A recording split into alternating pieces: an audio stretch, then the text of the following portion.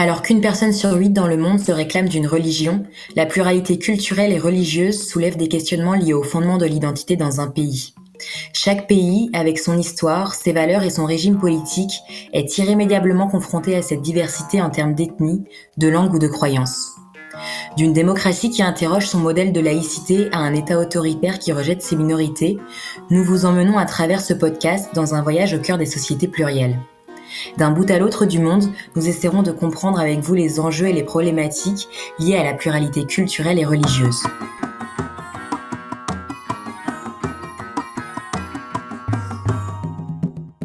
Pour la première escale de ce voyage, nous nous arrêtons en Inde. Berceau du bouddhisme et de l'hindouisme, peuplé par les communautés musulmanes, chrétiennes, sikhs et parsis, mais aussi juives depuis plusieurs siècles, la pluralité religieuse fait partie intégrante de la plus grande démocratie du monde. Héritière du sécularisme britannique, l'Inde ne s'est pas contentée de calquer le modèle, elle se l'est approprié en 1947 pour en faire un instrument garant du vivre ensemble au lendemain des affrontements interreligieux provoqués par la partition avec le Pakistan. Depuis 2014 et l'arrivée au pouvoir du nationaliste hindou Narendra Modi à la tête du pays, le principe du sécularisme indien subit de nombreux assauts, tant dans son essence que dans son application. En effet, l'avènement du parti du Bharatiya Janata Party, ou BJP, a profondément bouleversé l'équilibre religieux déjà fragile en Inde pour laisser place à la mise en place progressive d'une démocratie ethnique, selon les mots de Christophe Jaffrelot, soit la création d'une nation par et pour les hindous. L'hindouisme imprègne de manière exponentielle le discours politique, mais aussi l'espace public quand les minorités religieuses, musulmanes, chrétiennes, sikhs, jains, etc., sont toujours plus ostracisées et délégitimées. Des affrontements communautaires de plus en plus fréquents ponctuent l'entreprise du BJP de réécriture de l'histoire culturelle du pays et participent de la création d'un véritable clivage entre institutions politiques et minorités religieuses. À travers ce podcast, nous n'avons pas vocation à explorer l'ensemble des processus bien trop complexes qui ont mené aux dérives nationalistes que connaît aujourd'hui la société indienne. Nous vous proposerons plutôt une lecture du pluralisme indien à l'aune de plusieurs thématiques qui nous semblent fournir des clés de compréhension de l'Inde d'aujourd'hui.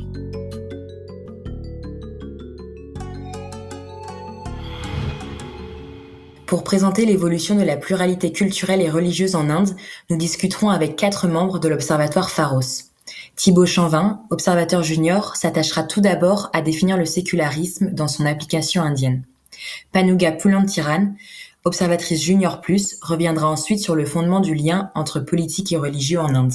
Anouk Carsignol, observatrice référente Inde, nous parlera de la gestion du patrimoine culturel indien. Léna Grelet, observatrice junior, analysera la question des droits des femmes et minorités à l'aune du pluralisme. Bonjour Thibaut. Est-ce que vous pouvez nous décrire le sécularisme en Inde ? Oui, alors 3 éléments caractérisent le sécularisme de manière générale. La garantie de la liberté religieuse, la citoyenneté et la séparation de l'État et de la religion. Au moment de l'indépendance en Inde, la question s'est posée de savoir quel type de régime politique on allait instaurer. On se demandait notamment s'il fallait faire ou non de l'Inde un État séculier. Finalement, la Constitution adopta un ton très séculier. Alors je me contenterai de relever l'article 25 qui établit les principes de base. Il précise donc que toute personne possède la liberté de conscience et le droit de professer et pratiquer sa religion. Pour autant, la Constitution ne qualifie pas tout de suite l'Inde d'État séculier. En effet, c'est en 1976 qu'un amendement viendra ajouter le terme de sécularisme dans le préambule de cette Constitution. Mais pourtant, l'idée est bien présente, bien plus tôt que ça. En 1962, la Cour suprême, qui est donc en charge d'interpréter la Constitution, déclare que les articles 25 et 26 soulignent la nature séculière de la démocratie indienne. Et par la suite, d'autres jurisprudences sont venues s'ajouter dans cette direction. Malgré tout, la Constitution indienne contient plusieurs dispositions qui vont à l'encontre de ce sécularisme. Par exemple, on a l'article 1 qui attribue comme nom à l'Inde le Bharat, fait référence à un roi légendaire de la mythologie hindoue. L'article 48, lui, vient interdire l'abattage des vaches. Et donc la Cour suprême a été contrainte également d'adopter des décisions qui allaient dans ce sens-là. Ainsi, en 1974, alors les juges ont déclaré que, je cite, « La Constitution n'a pas érigé une séparation stricte entre l'Église et l'État ». Et de fait, les juges affirmaient que nous avons des doutes à savoir si l'expression « État séculier » peut s'appliquer à l'Inde. L'amendement de 1976, qui introduit le terme de sécularisme dans la Constitution indienne, ne règle cependant pas le problème. Le débat ne porte pas sur la tolérance et la liberté religieuse. C'est des aspects assez acquis du sécularisme en Inde déjà à cette époque. En revanche, le débat va beaucoup plus porter sur le degré de séparation entre le religieux et le politique. Alors l'origine de ce problème est assez simple, c'est que finalement, la Constitution n'apporte jamais de définition du sécularisme ni de la religion. En Europe, la religion possède une forte dimension institutionnelle. On distingue aisément la vie religieuse de la vie politique, le sacré et le temporel. En Inde, la religion se décline différemment. La spiritualité est présente dans tous les aspects quotidiens de la vie, de la naissance jusqu'à la mort. Et par exemple, les deux grandes religions indiennes, que sont l'hindouisme et l'islam, n'ont pas cette dichotomie entre spiritualité et état, vie politique. Dès lors, la séparation du politique et du religieux requiert une définition de ce qu'est la religion. Je vais prendre un exemple pour illustrer cette différence de perception de ce qu'est la religion telle que nous la connaissons et telle qu'elle peut être envisagée en Inde. Gandhi ne souhaitait pas une séparation du politique et du religieux, du moins pas de la religion dans toutes ses dimensions. En effet, selon lui, la quête constante de la vérité devait être envisagée dans la sphère politique. Alors cette quête constante de la vérité se réfère au dharma, un concept qui est lié aux religions hindoues, bouddhistes, sikhs et jains. En revanche, il s'oppose à l'imbrication avec le politique d'une dimension plus dogmatique de la religion qui s'apparenterait davantage à la vision européenne. Pour autant, pour Gandhi, ces deux dimensions sont religieuses. Voici un extrait de la décision de la Cour suprême de 1995. Normalement, hindutva est compris comme un mode de vie ou un état d'esprit et ne doit pas nécessairement être synonyme ou assimilé à un fanatisme religieux hindou. C'est une illusion et une erreur de droit que de supposer que l'usage des mots hindutva ou hindouisme représente en soi une attitude hostile envers toutes les personnes pratiquant une religion autre que l'hindouisme. Ces mots peuvent être très bien utilisés dans un discours promouvant la laïcité ou mettant l'accent sur le mode de vie du peuple indien et de la culture indienne ou de son ethos, ou critiquant l'action de tout parti politique vu comme discriminatoire ou intolérante. Ambedkar, qui fut l'un des pères de la Constitution, a essayé de mettre une distinction entre le religieux et le politique autour de ce qui est essentiellement religieux, c'est-à-dire les rites, les prières, les cérémonies. Et la Cour suprême a essayé de s'inscrire dans cette même démarche. Donc c'est ce que nous montre cet extrait. Et pour remettre un peu de contexte, le terme d'Hindutva vient d'un livre écrit par Vinayak Damodar Savarkar, qui revendique une identité indienne incarnée par la culture hindoue. Alors ce terme est entré en cohésion avec les partisans d'un nationalisme religieux hindou et il a acquis une connotation purement religieuse. Mais pour certains, le terme hindutva a un autre sens. Il désigne avant tout une civilisation, une culture sur un territoire. Il se distingue donc d'un fondamentalisme hindou et c'est dans ce sens que la Cour suprême semble interpréter le mot hindutva. Dans le même esprit, sur une autre affaire, on peut parler du délit de corruption basé sur l'appel au sentiment religieux dans une perspective électorale. En 1995, la Cour suprême rendait une décision basée sur ce délit. Elle considère alors que le mot hindutva doit être entendu dans son contexte. Selon le contexte, il peut être entendu dans un sens purement religieux ou, je cite, lié à la culture et au patrimoine indien sans rapport avec la religion. Le flou qui entoure le principe de sécularisme et notamment la question du religieux et du politique, à la fois dans la Constitution et dans la jurisprudence, est l'une des causes qui a conduit aux dérives politiques que connaît l'Inde aujourd'hui. Comme l'a rappelé Thibault, le sécularisme est une notion dont la définition a évolué au cours des dernières décennies. Mais cette valeur fondamentale de l'identité indienne, portée par les dirigeants politiques depuis l'indépendance, répondait à un défi particulier, celui de gouverner des anciens royaumes et des États autonomes. Panuga, quels sont les fondements du lien entre le politique et le religieux en Inde ? On dit de l'Inde qu'elle est la plus grande démocratie du monde avec un électorat de plus d'1 milliard d'individus. La population indienne est appelée à voter tous les 5 ans lors des élections législatives nationales pour élire leurs représentants à la Chambre basse, le Lok Sabha. Elle doit également élire leur assemblée locale dans chaque État, qui a un certain nombre de prérogatives comme l'économie ou l'éducation. Nous sommes donc en présence d'une stratification politique complexe qui a nécessité de penser la mobilisation électorale autrement. Alors comment être un parti indien, mais aussi une structure politique qui parle au local?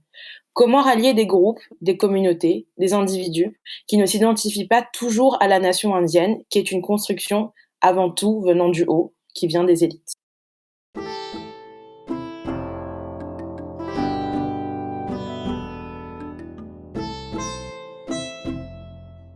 Si on regarde la période pré-indépendantiste, la mobilisation sur des identités particulières avait fait déjà son chemin à travers ce qui avait été appelé la théorie des deux nations. Cette théorie désigne l'idée que les hindous et les musulmans ne pourraient pas vivre dans un même pays et a en partie influencé la partition entre l'Inde et le Pakistan. C'est une autre vision qui a été retenue en 1947, celle du Parti du Congrès. Le parti de Gandhi et de Nehru avait pour ambition d'inclure la minorité musulmane indienne, mais aussi toute la diversité du sous-continent indien. Les électorats séparés pour les hindous, les sikhs et les musulmans de la période coloniale sont supprimés pour réaffirmer l'égalité des Indiens devant le suffrage. Une clause législative datant de 1951 interdisait dès lors les campagnes électorales basées sur des thèmes religieux. Ces mesures ont-elles permis d'unifier l'Inde autour du sécularisme et de différencier le religieux du politique? Ces mesures sont importantes, mais n'ont pas réussi à mettre de côté une caractéristique de la culture politique indienne qui est appelée la culture de la fitna, ou de la sédition, ou du transfert d'allégeance. Il faut savoir que l'Inde n'a jamais été un État ou un empire centralisé dans son histoire. C'est avant tout un système pyramidal d'allégeance qui a prévalu jusqu'à l'indépendance. C'est-à-dire que chaque royaume était dirigé par un souverain, lui-même dépendant de chefs locaux et se disputant le pouvoir. Chaque souverain ou chef local s'associe au plus offrant pour s'émanciper de la tutelle de son supérieur. C'est donc la culture de la fitna, et celle-ci repose sur la logique du système des castes. Le Parti du Congrès donc hérite de cette culture au sein de son parti car il est composé d'intellectuels, de professions libérales, de commerçants, d'hommes d'affaires, de propriétaires terriens et de princes. Donc le parti devait composer avec toute cette diversité de professions qui appartenaient à ce système d'emboîtement d'allégeance pour se maintenir au pouvoir. Le Congrès ne pouvait donc pas mobiliser sur sa seule identité nationale. L'extension de l'électorat a nécessité l'inclusion de groupes n'ayant jamais fait l'expérience du vote auparavant, et les dirigeants locaux vont s'avérer être utiles pour justement mobiliser le plus grand nombre. Ces leaders locaux, qui sont souvent issus des hautes castes, conservent une influence auprès des communautés dont ils avaient la gestion auparavant. Cette base locale de fidèles, qu'on appelle en anglais vote banks ou banques de vote, pouvait être ralliée moyennant que le Congrès réponde favorablement aux demandes des dirigeants locaux. Et si le dirigeant local se retrouvait avec une autre offre politique plus intéressante, son soutien au Congrès était compromis. Donc on voit ici qu'il y a un système d'allégeance qui perdure et des réalités sociopolitiques de l'Inde qui ont fragilisé déjà le sécularisme qui avait été pensé et porté par les leaders du Congrès dès les premières années de l'indépendance. Donc le parti a dû très vite adopter une approche pratique du pouvoir, car il était difficile de mobiliser sur l'identité indienne, justement à cause de la persistance de ces identités de groupe. Jusque dans les années 1980, on observe une pratique clientéliste de la politique indienne, qui est basée principalement sur le système de caste et d'identité régionale linguistique. Les années 1980 pourraient être considérées comme un tournant pour deux raisons principales. D'une part, la politisation des castes, mais aussi la mobilisation électorale sur des critères religieux. Donc, si une pratique clientéliste de la politique fissure les bases du sécularisme, cette culture politique a aussi permis à d'autres groupes, et en particulier les groupes de basse caste, d'entrer sur la scène politique. Donc, on observe trois nouvelles catégories qui vont être créées pour favoriser l'intégration et pallier le manque de représentation de personnes de basse caste dans la vie publique et politique. Donc, on a les scheduled castes, les castes répertoriées par l'État, les scheduled tribes, les tribus répertoriées par l'État, et les other backward classes, les basses castes. Donc, ces trois listes ont permis la mise en place de politiques d'inclusion, comme un système de quotas dans la fonction publique, ou des sièges réservés dans les assemblées locales. Même si ces mesures ont été pensées comme temporaires, elles constituent maintenant le socle de la démocratie indienne. L'appartenance de caste s'est graduellement politisée et a été revendiquée par les intouchables, par exemple. Donc, ce groupe, notamment, s'est politisé sous l'appellation Dalit pour porter leurs revendications. Et cette nouvelle donne politique contraint le Congrès, qui était jusque-là en quasi-monopole du pouvoir politique fédéral, à repenser sa mobilisation électorale. L'émancipation donc des basses castes et des classes moyennes par la politique ne permet plus désormais de mobiliser sur ces identités-là. Et donc, ces circonstances ont motivé certains choix du Congrès dans les années 1980 et ont fait émerger le religieux dans la politique de manière insidieuse et qui a été approprié par ailleurs par le BJP par la suite. Panouga, comme tu le mentionnes, le Parti du Congrès a contribué à l'émergence du religieux en politique pour contrer la montée des nouveaux partis concurrents. Comment se traduit ce retour du religieux dans la sphère politique ? Quels sont les exemples qui peuvent illustrer cette évolution ? Pour illustrer cette évolution, on pourrait évoquer le cas de la communauté musulmane, parce que jusque dans les années 1980, les musulmans ont souvent soutenu le Parti du Congrès, qui était perçu comme un garant du multiculturalisme et du sécularisme qui avait été auparavant porté par Nehru. La prise de position de Rajiv Gandhi en 1985, qui était alors à la tête du Parti du Congrès, est un des premiers signes de l'irruption du religieux comme facteur de mobilisation politique et de gain électoral. Donc, on peut citer l'affaire Shabano, que Léna va nous évoquer par la suite, où Rajiv Gandhi a cédé à la pression de certains leaders musulmans qui étaient opposés à un jugement de la Cour suprême sur cette affaire-là. Cette plaignante musulmane avait obtenu le droit à la pension alimentaire alors qu'elle fut répudiée par son mari selon la loi coutumière. Rajiv Gandhi, qui était soucieux de préserver le soutien des leaders religieux qui étaient traditionnellement alignés avec le Congrès, se prononce contre cette décision de la Cour suprême. Et il s'aligne donc aussi dans la même ambiguïté que sa mère Indira Gandhi, qui avait reconnu quelques années auparavant l'université d'Aligarh comme autonome en raison de son caractère représentatif d'une minorité. Et donc on voit ici une progressive communalisation du jeu politique. Bien que la droite nationaliste hindoue fût très critique de cette prise de position qu'elle a qualifiée de compétition déloyale, elle capitalise des voix sur le même modèle en constituant une banque de voix hindoues aujourd'hui. Ces prises de position historiques dénotent donc un glissement progressif du politique vers le religieux, mais ce n'est pas seulement un mouvement du haut vers le bas. La communauté musulmane n'est pas un ensemble homogène en Inde, et celle-ci accorde sa confiance à un parti en fonction de ses intérêts locaux directs.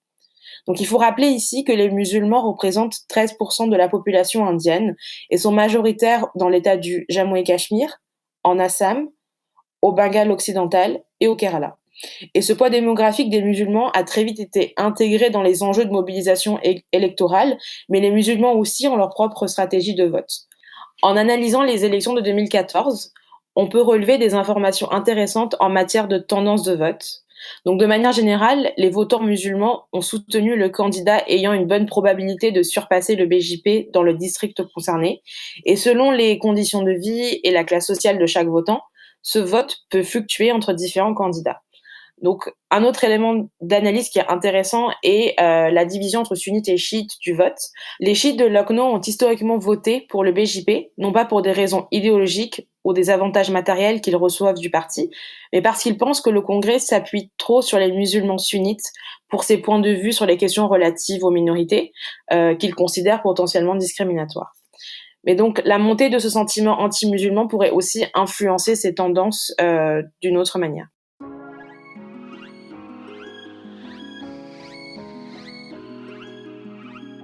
Ce sentiment anti-musulman s'exprime également dans la gestion de la vie culturelle et patrimoniale du pays. Le sécularisme est aujourd'hui érodé par la politique communautariste du gouvernement de Narendra Modi, qui s'affiche sans ambiguïté pour une Inde hindoue. Anouk, du coup, comment se traduit cette politique actuelle au niveau de la gestion du patrimoine national, qui regorge de vestiges de la période moghole et de monuments ou de lieux de culte de toutes les religions qui sont donc présentes en Inde?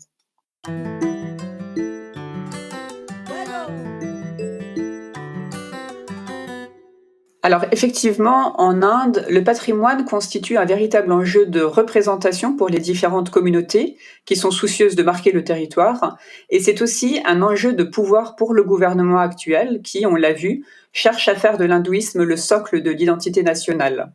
Alors, la communautarisation du patrimoine n'est pas un phénomène nouveau. Il a pris de l'ampleur depuis les années 80-90 avec la montée en puissance du BJP et avec la politique ambivalente du Congrès. Mais il a également pris une nouvelle dimension depuis l'arrivée au pouvoir de Modi en 2014, si bien que l'historienne Supriya Gandhi, chercheure à Yale University, résume la politique actuelle du BJP en matière de patrimoine par ces 3 termes: préserver, construire et détruire. Alors, en matière de préservation, une étude récente sur la gestion du patrimoine religieux par l'État indien, effectuée par Corinne Lefebvre, chargée de recherche au CNRS, note un double processus à l'œuvre. D'une part, l'État se désengage en matière de protection du patrimoine national, mais de façon sélective. On observe effectivement que le budget de la culture a augmenté ces dernières années, mais les dépenses liées à l'entretien de monuments d'héritage moghol ont été réduites. Alors, il faut préciser que le patrimoine moghol renvoie à la période historique d'expansion de la culture persane et de la religion musulmane en Inde entre le XVIe et le XIXe siècle, et on lui doit notamment des monuments prestigieux tels le Taj Mahal, Humayun's Tomb, le Fort Rouge et d'innombrables palais, observatoires ou mausolées qui figurent non seulement au patrimoine national, mais également mondial. Alors, le gouvernement a instauré des programmes tels Adopt a Heritage, qui offrent la gestion de monuments nationaux à des sponsors privés. Mais dans les faits, ce sont principalement des édifices non hindous qui ont été privatisés. Et cette mesure présente des risques importants, par exemple la promotion d'intérêts commerciaux aux dépens de la préservation d'un site, ou la restriction de l'accès public, et elle illustre également la partialité du gouvernement à l'égard des sites non hindous. Dans le même temps, le gouvernement indien cherche à donner une visibilité accrue au patrimoine hindou. Un exemple intéressant est celui du yoga. En 2014, à peine élu, le Premier ministre Modi s'est mobilisé pour obtenir des Nations Unies la consécration d'une journée internationale du yoga, qui est donc célébrée depuis chaque 21 juin. Depuis 2016, le yoga est également inscrit sur la liste du patrimoine intangible de l'UNESCO. Et ce faisant, Modi a en fait habilement politisé une pratique ancestrale étroitement liée à l'hindouisme pour en faire l'emblème de l'Inde. Et derrière ce geste qui, à première vue, peut sembler dédié à la santé et au bien-être, se dissimulent des considérations très politiques de soft power et de nationalisme religieux. La politique du gouvernement se traduit également par de nombreuses destructions de lieux de culte et principalement de lieux de culte musulmans ou d'héritage moghol. L'exemple le plus frappant est celui de la mosquée Babri à Ayodhya, qui a été détruite en 1992, mais dont ce projet a été porté par le BJP depuis les années 80. Récemment, la Cour suprême a validé le remplacement de cette ancienne mosquée par un temple hindou. Et donc on observe une pratique de conversion des lieux de culte qui n'est pas un phénomène nouveau en Inde, mais qui a pris une grande ampleur ces dernières années. Et il faut préciser que c'est une pratique qui est illégale, car la loi de 1991 qui s'intitule Places of Worship Act vise à préserver les édifices religieux existants. Elle est toujours en vigueur aujourd'hui et elle interdit donc la conversion de lieux de culte. Alors un autre phénomène intéressant est celui de la tendance à l'hindouisation des toponymes, qui est également symptomatique de la politique sectaire du gouvernement. Alors il y a de nombreux exemples, mais l'un d'entre eux est celui de la ville d'Allahabad qui a été rebaptisée Prayagraj en 2018. Alors enfin, le troisième volet de cette politique patrimoniale se traduit par la multiplication de projets de construction d'édifices nouveaux qui sont destinés à projeter l'image d'une Inde hindoue glorieuse. De nombreuses statues colossales ont ainsi vu le jour, à l'instar de la statue géante de Shiva à Mumbai ou de celle de Patel au Gujarat, qui est à l'heure actuelle la plus haute au monde. Aujourd'hui, dans la ville d'Ayodhya, un site religieux de très grande envergure est également en travaux. Il est destiné à devenir un lieu de pèlerinage et un site touristique majeur. Un temple est en train d'être bâti, donc on l'a vu sur les ruines de la mosquée Babri. Un musée sera consacré au dieu Ram et il sera surplombé d'une statue de la divinité, haute de 221 mètres. Ce sera alors la plus haute statue du monde. La politique actuelle de gestion du patrimoine en Inde consiste donc à effacer de l'espace public les influences musulmanes ou chrétiennes en particulier, pour donner plus de visibilité et de légitimité au patrimoine hindou. Elle s'inscrit dans un effort du gouvernement actuel de réécriture de l'histoire et de redéfinition de l'identité nationale. Et elle remet en cause le principe de sécularisme, contribuant ainsi à attiser les conflits intercommunautaires dans un pays où la paix sociale est particulièrement fragile. Quelle est la réaction des communautés face à la politique sectaire du gouvernement? Oui, la réaction de la population indienne est ambivalente. D'un côté, les partisans du gouvernement participent activement à la safranisation par le bas du patrimoine et de l'espace public, c'est-à-dire qu'ils cherchent à s'approprier ces lieux au nom du nationalisme hindou, qui est symbolisé par la couleur orange safran. Ces derniers, ces militants, se constituent parfois en milices et multiplient des actes d'intimidation, de violence et de vandalisme à l'encontre des musulmans et des chrétiens notamment. Alors face à eux, les membres des communautés marginalisées se mobilisent, tentent de s'opposer au sectarisme en jouant notamment la carte du sécularisme constitutionnel pour faire valoir leurs droits. Donc de manière générale, les minorités en Inde ont plutôt tendance à jouer profil bas et donc à rappeler à l'État les principes constitutionnels pour préserver donc leur statut. À leur côté se trouvent des activistes sécularistes qui se mobilisent également pour défendre l'idée d'une Inde plurielle.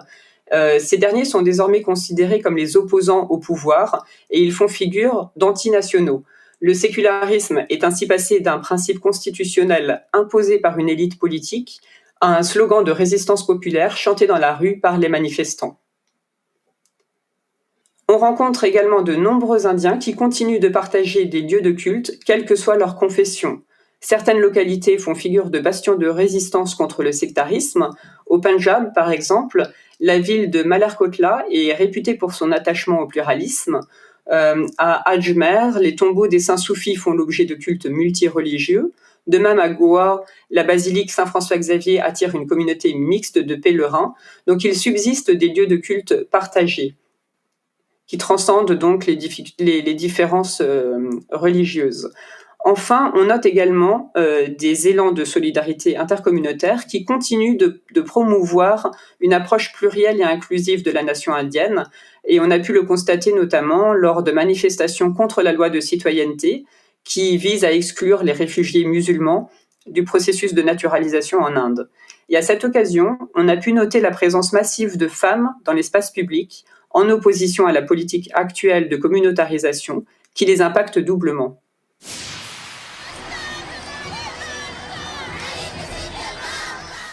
Effectivement, en décembre 2019, les femmes musulmanes du quartier de Shaheen Bagh à Delhi se sont massivement mobilisées pour revendiquer le sécularisme de la Constitution, bafoué par les politiques discriminatoires du BJP au pouvoir.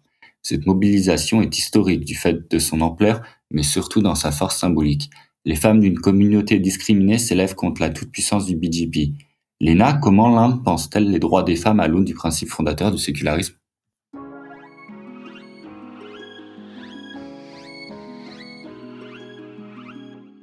Alors, en matière d'égalité entre les femmes et les hommes, l'Inde est pointée du doigt comme le mauvais élève sur la scène internationale. Le principe de non-discrimination sur la base du sexe est inscrit dans la Constitution.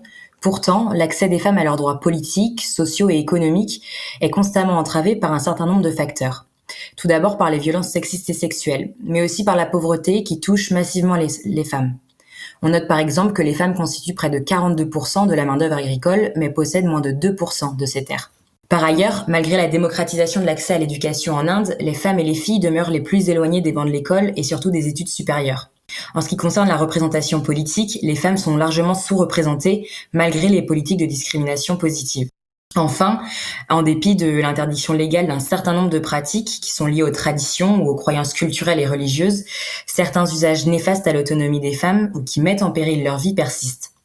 La dot pour le mariage des filles, par exemple, mais aussi l'héritage réservé aux hommes de la famille ou la préférence pour les garçons qui conduit à l'avortement sélectif des fœtus féminins, voire, dans certains États du nord-ouest de l'Inde, à l'infanticide des nouveau-nés de sexe féminin.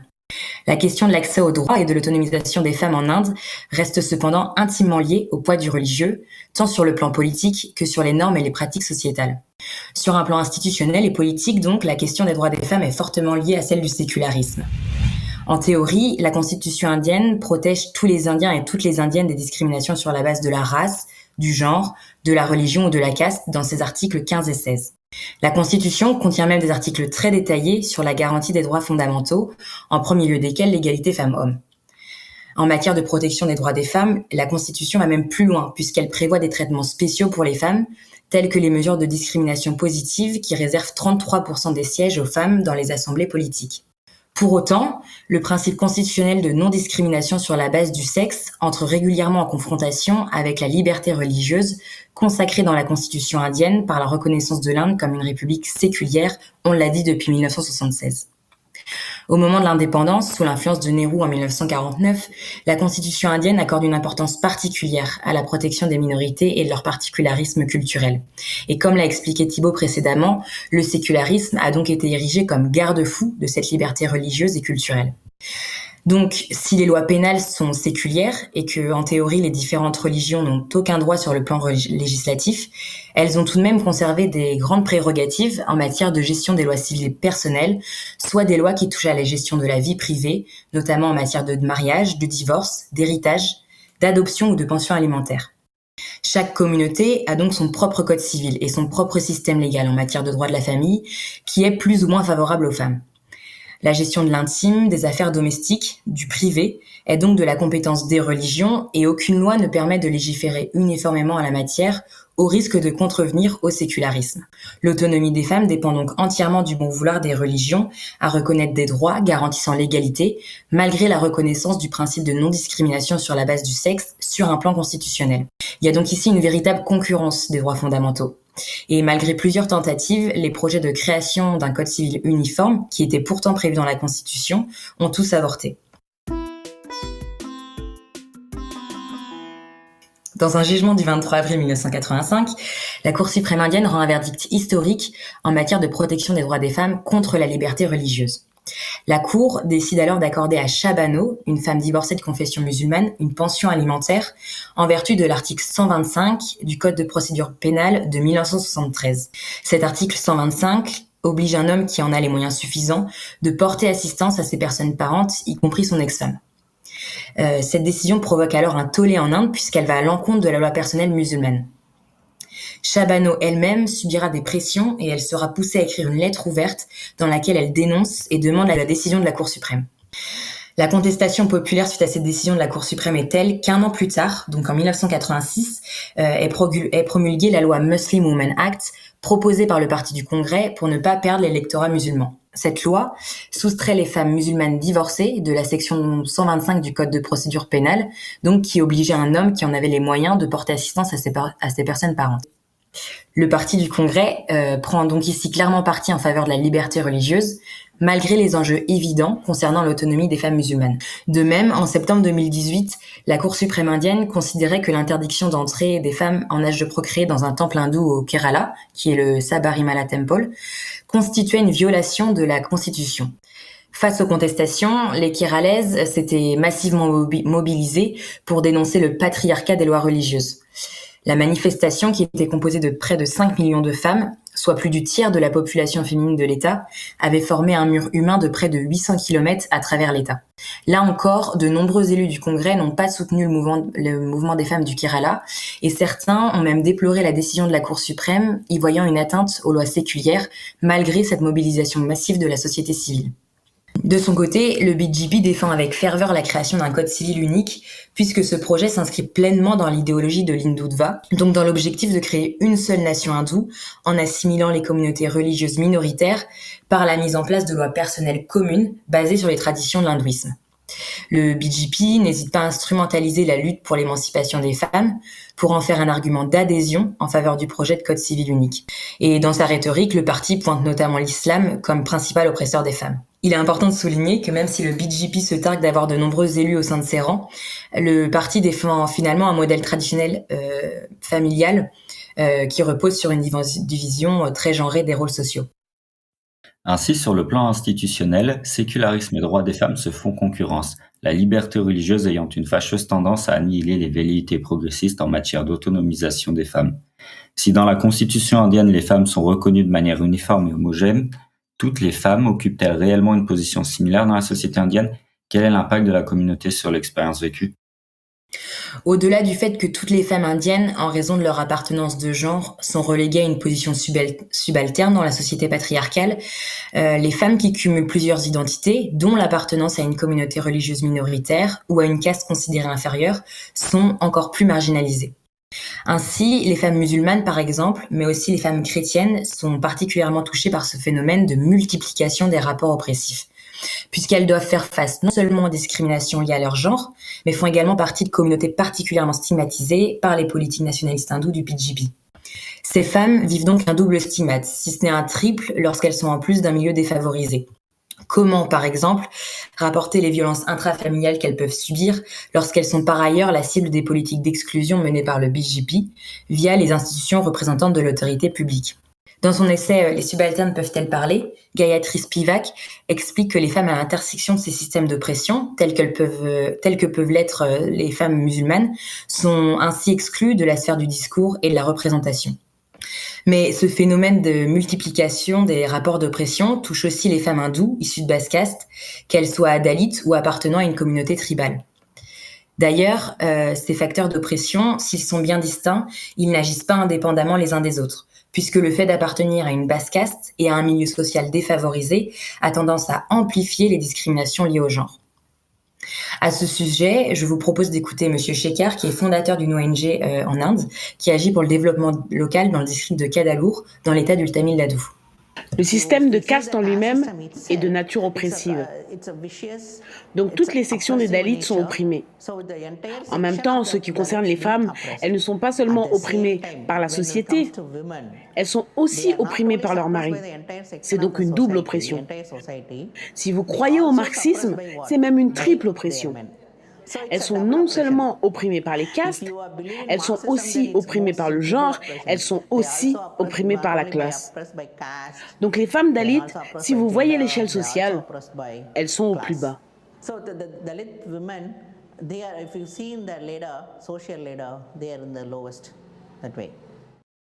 La combinaison de ces facteurs produit un certain nombre de barrières sociales qui les empêchent d'accéder pleinement à leurs droits sociaux et politiques, mais aussi aux services de santé, à un emploi et les exposent davantage aux violences de genre. Ces facteurs ont un fort impact sur la santé des femmes dalits. En 2018, un rapport des Nations Unies a notamment estimé qu'en moyenne, une femme dalit meurt 14,6 ans plus tôt qu'une femme de caste supérieure. Finalement, si les politiques publiques indiennes peinent à prendre en compte la dimension intersectionnelle des oppressions, l'aide au développement, qui passe majoritairement via les ONG et les associations implantées localement, se concentre davantage sur les populations de basse caste et notamment sur les femmes.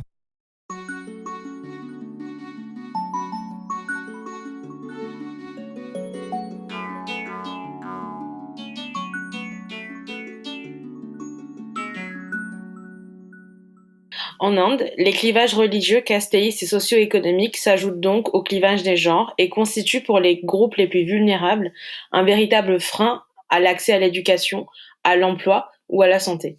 Comme Léna l'a indiqué, donc les femmes sont particulièrement discriminées et c'est aussi le cas des membres de la communauté LGBTQ+, ainsi que les populations aborigènes, qu'on appelle Adivasi, qui se retrouvent ainsi particulièrement touchées par de multiples niveaux de ségrégation. La gestion de la diversité reste donc l'un des plus grands défis de l'Inde, un sous-continent peuplé de plus d'1 milliard de personnes, une société structurée en castes et profondément marquée par les religions, et où subsistent des tensions entre communautés qui sont héritées d'une histoire mouvementée. Depuis l'indépendance, les gouvernements successifs ont tenté de promouvoir le sécularisme comme une valeur fondamentale de la nation pour garantir la tolérance religieuse et la paix sociale. Dès les années 1980, les prises de position du Congrès en faveur de communautés religieuses ont marqué un glissement du politique vers le religieux, qui est aujourd'hui repris par le BJP.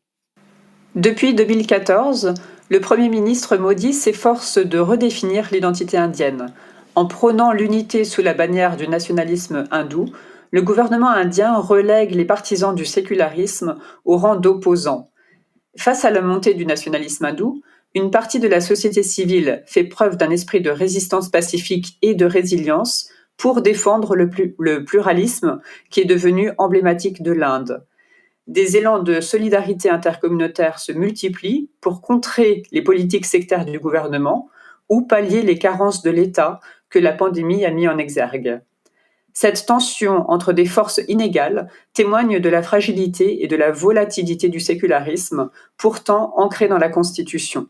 Le sécularisme à l'indienne est un principe qui a certes permis de maintenir l'unité dans un pays divisé et de consolider un sentiment d'appartenance commune, mais dépourvu de définition claire, il porte en lui les germes du communautarisme qui risque de mettre à mal le pluralisme qui fait la richesse de ce pays. Protéger à la fois l'unité et la diversité est un défi qui se pose dans tous les pays du monde, et l'expérience de l'Inde permet de mieux saisir les enjeux et les difficultés, mais aussi de bien comprendre l'importance cruciale du pluralisme dans nos sociétés contemporaines. Vous venez d'écouter le podcast Voyage au cœur des sociétés plurielles, produit par l'Observatoire Pharos. N'hésitez pas à nous transmettre vos remarques, critiques ou commentaires par email à l'adresse contact@observatoirepharos.com. Vous pouvez également soutenir la poursuite de ce projet de podcast grâce à notre campagne de financement participatif disponible dans la description. Pour rester informé de la sortie des prochains épisodes et pour accéder à nos différents contenus relatifs au pluralisme culturel et religieux, rendez-vous sur notre site web www.observatoirepharos.com. Retrouvez-nous aussi sur nos réseaux sociaux, Twitter, Facebook, LinkedIn et Instagram, et abonnez-vous à nos différentes lettres d'information. À très vite pour un nouveau voyage.